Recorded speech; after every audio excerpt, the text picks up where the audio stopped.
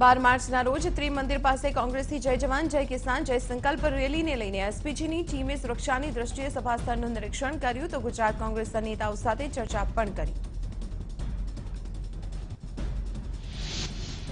રાજ્યપાલ ઓપી કોહલીએ 3 નવા પ્રધાનોને હોદ્દો અને ગુપ્તતાના શપથ લેવડાવ્યા, જેમાં જવાહર ચાવડાએ કેબિનેટ પ્રધાન તરીકે શપથ લીધા। વડોદરાના માંજલપુરના ધારાસભ્ય યોગેશ પટેલે રાજ્યકક્ષાના પ્રધાન પદના શપથ લીધા તો ધર્મેન્દ્રસિંહ જાડેજા ઉર્ફે હકોબા રાજ્યકક્ષાના પ્રધાન પદના શપથ લીધા।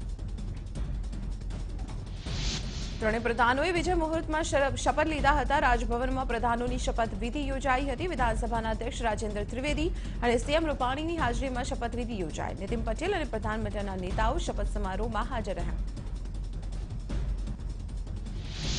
તો 3 નવા પ્રધાનોએ શપથ ગ્રહણ કર્યા બાદ પ્રધાનોએ લોકોના કામો કરવાનો વિશ્વાસ વ્યક્ત કર્યો। જવાહર ચાવડા, ધર્મેન્દ્રસિંહ જાડેજા અને યોગેશ પટેલે પ્રધાન તરીકે શપથ લીધા છે।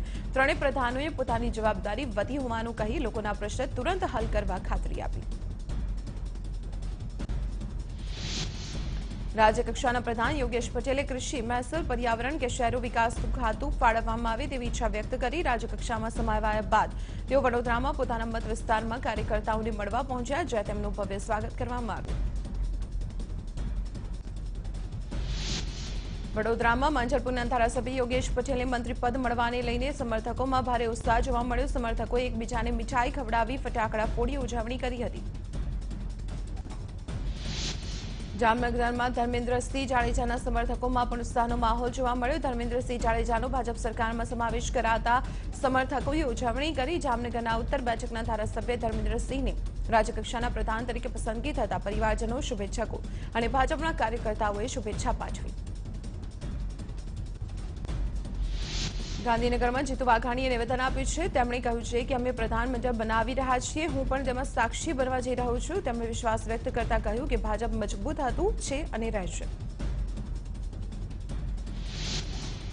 રાજકોટમાં લોકસભા બેઠકની સમીક્ષા કરવા માટે પ્રભારી ઓમ માથુર, કેન્દ્રીય પ્રધાન મનસુખ માંડવિયા, સંગઠન મહામંત્રી ભીખુ દલસાણીયા રાજકોટ પહોંચ્યા, જ્યાં લોકસભાને લઈને તમામ 26 બેઠક પર લીડ કેટલી મળે તેની સમીક્ષા કરવામાં આવી।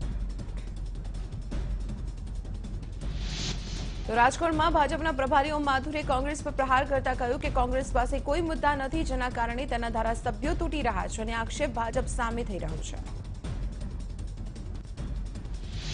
સૌરાષ્ટ્રના કેટલાક નેતાઓએ પક્ષ પલટો કર્યો છે, ત્યારે જામનગર ગ્રામ્યના કોંગ્રેસના ધારાસભ્ય વલ્લભ ધારવિયાએ સ્પષ્ટ કર્યું કે તેઓ કોંગ્રેસ નહીં છોડે। તેમણે સ્પષ્ટતા કરી કે તેઓ ભાજપમાં સામેલ નહીં થાય। કોંગ્રેસના ધારાસભ્યોને ભાજપ ડરાવી ધમકાવી પક્ષ પલટો કરાવતી હોવાનો કોંગ્રેસે આરોપ લગાવ્યો છે। કોંગ્રેસ નેતા અર્જુન મોઢવાડિયાએ ભાજપ પર આરોપ લગાવતા કહ્યું કે ભાજપ શામ દામ દંડની નીતિ અપનાવી રહ્યું છે।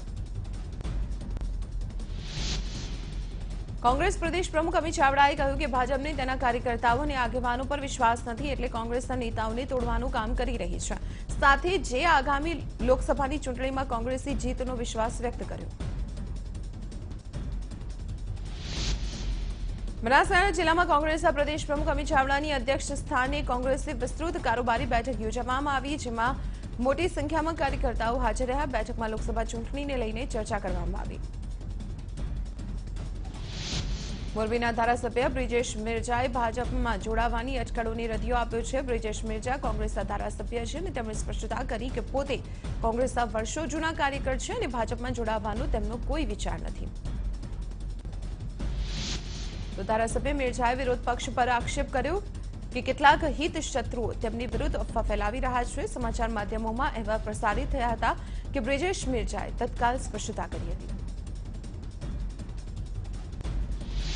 રાધનપુરના ધારાસભ્ય અલ્પેશ ઠાકોરે કોંગ્રેસ નહીં છોડવાનું એલાન કરી દીધું છે અને આ સાથે જ કોંગ્રેસ સાથે કોઈ નારાજગી નહીં હોવાનું પણ અલ્પેશે સ્પષ્ટતા કરી।